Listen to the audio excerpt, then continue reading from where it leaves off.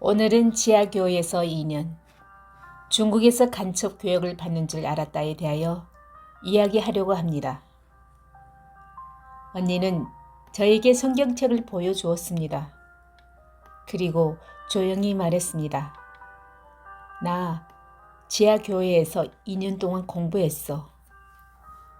그 말을 듣는 순간 제 머릿속이 복잡해졌습니다.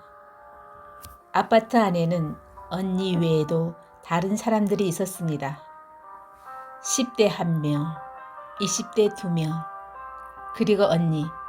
그들이 모여 성경 공부를 하고 있었습니다. 그 모습이 저에게는 너무 이상해 보였습니다. 북한에서 배운 데라면 이건 위험한 일이었습니다. 혹시 중국에서 간첩 교육을 받는 건 아닐까? 미국과 연결된 건 아닐까? 제 머릿속에는 어릴 적 교과서 그림이 떠올랐습니다. 미제는 철전지 원수다. 저는 겁이 났습니다. 그래서 언니 몰래 밖으로 나갔습니다. 숨이 가빴습니다. 그리고 언니와 말다툼을 하였습니다. 나 다시 북한으로 갈 거야. 언니 간첩이야? 저는 화가 나 있었고 두려워하고 있었습니다. 그때 언니가 주기도문 보여주었습니다. 하늘에 계신 우리 아버지여. 그 문장도 낯설었지만 제 귀에 더 이상한 건 하옵시고 마옵시고 아멘. 처음 듣는 말투였습니다. 그 순간 저는 생각했습니다. 언니가 이상한 사람이 된 것 같아. 북한에서 함께 자란 언니가 완전히 다른 사람 된 것처럼 느껴졌습니다. 하지만 저는 돌아보면 압니다. 그때 이상하게 보였던 것이 언니가 아니라 제가 배움의 두려움이었습니다. 성경책은 저를 위협하지 않았습니다. 그저 제가 한 번도 들어보지 못한 언어들 뿐이었습니다. 두려움이 컸던 만큼 그 만남은 제 인생의 큰 전환점이 되었습니다.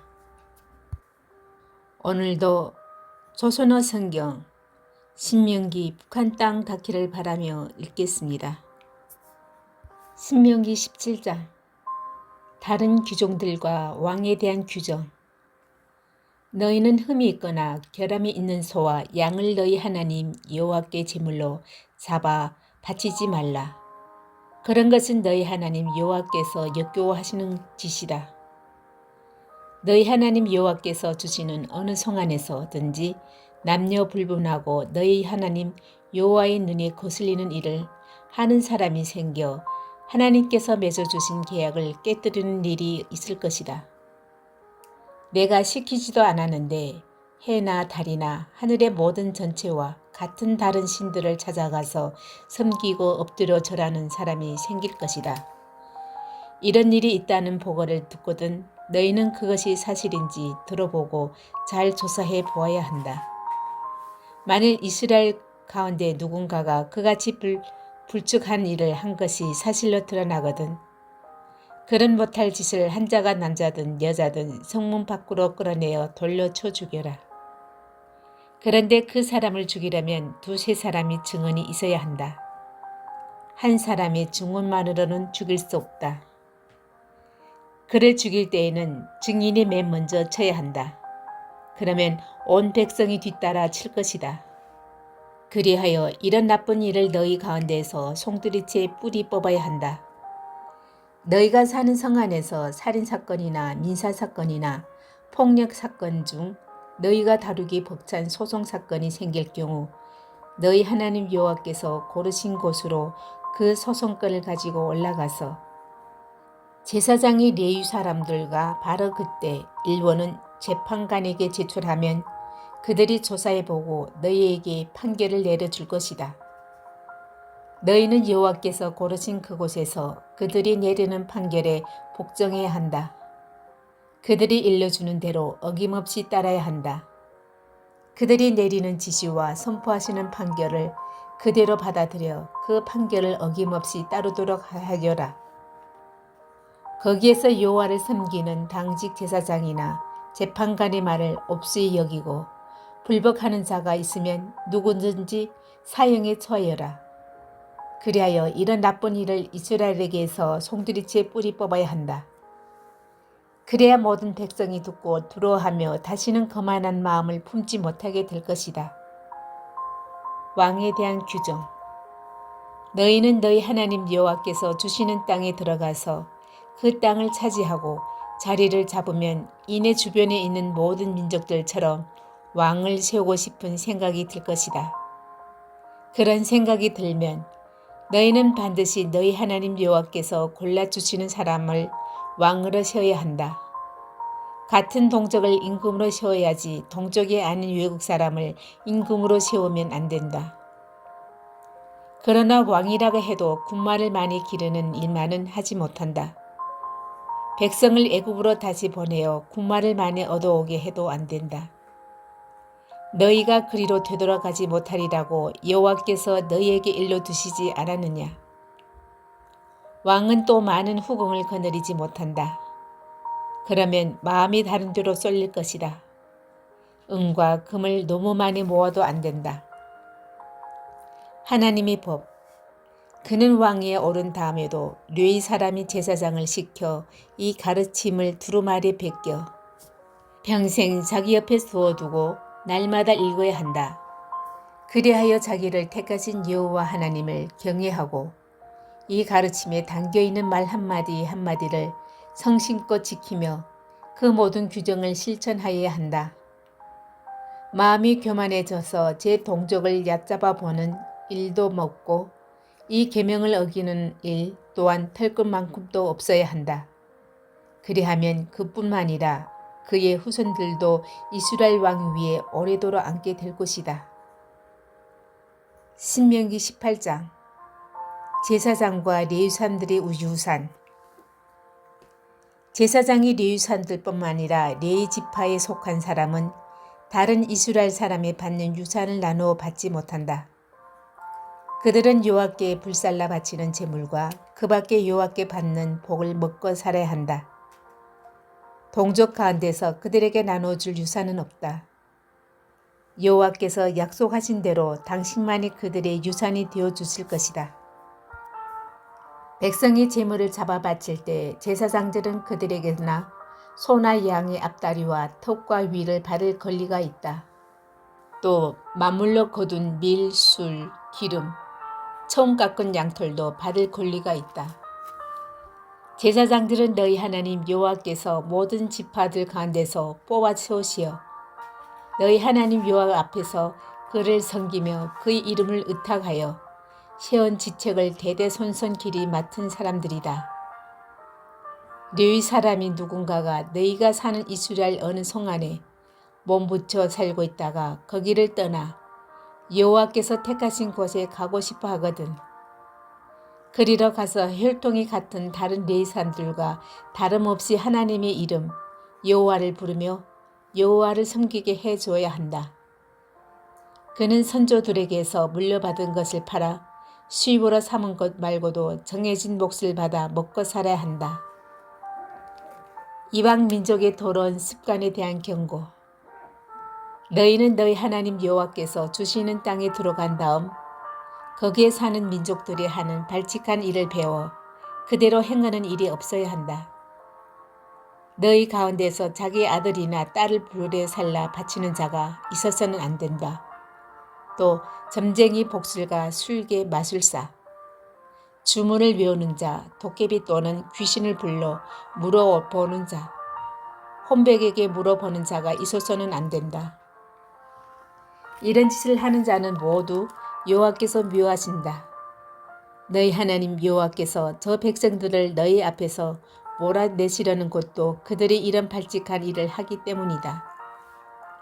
너희는 한 마음으로 너희 하나님 여호와만 섬겨라. 예언자 모세가 그리스도 예수가 오심에 대해 말하다.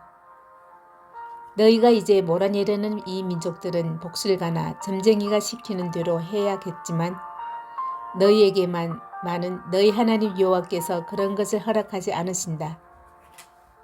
너희 하나님 여호와께서는 나와 같은 예언자를 동족 가운데서 일으키시어 세워주실 것이다. 너희는 그의 말을 들어야 한다. 이것은 호렙에서 대회가 열렸던 날 너희가 너희 하나님 여호와께 청을 드렸던 바로 그것이다. 나의 하나님 여호와의 소리를 다시는 직접 듣지 않게 해 주십시오. 이 무서운 불을 다시는 보지 않게 해 주십시오. 내가 죽을까 들었습니다. 여호와께서는 옳은 말이라고 하시면서 나에게 이렇게 일러주셨습니다. 나는 내 동족 가운데서 너와 같은 예언자를 일으키리라. 내가 나의 말을 그의 입에 담아주리니 그는 나에게서 지시받은 것을 그대로 다 일러줄 것이다.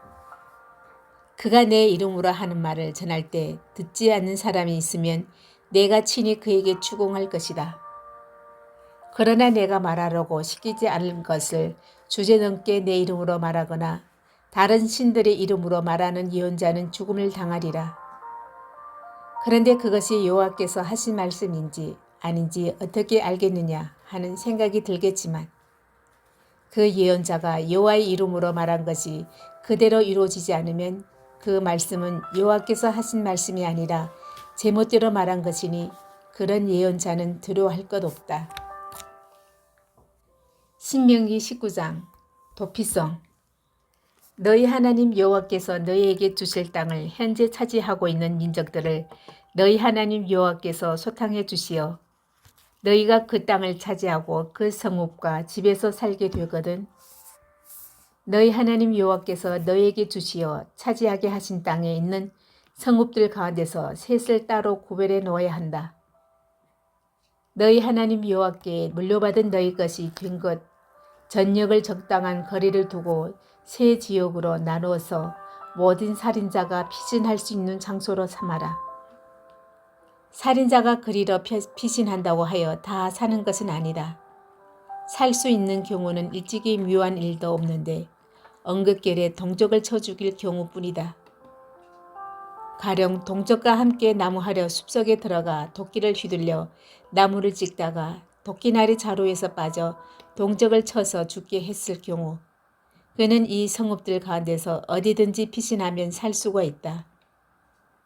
그 거리가 너무 멀면 피살자에게 안갚음을 하여 줄 근친이 복수심에 불타 그를 잡아 죽이게 될 테니 너무 멀어서는 안 된다.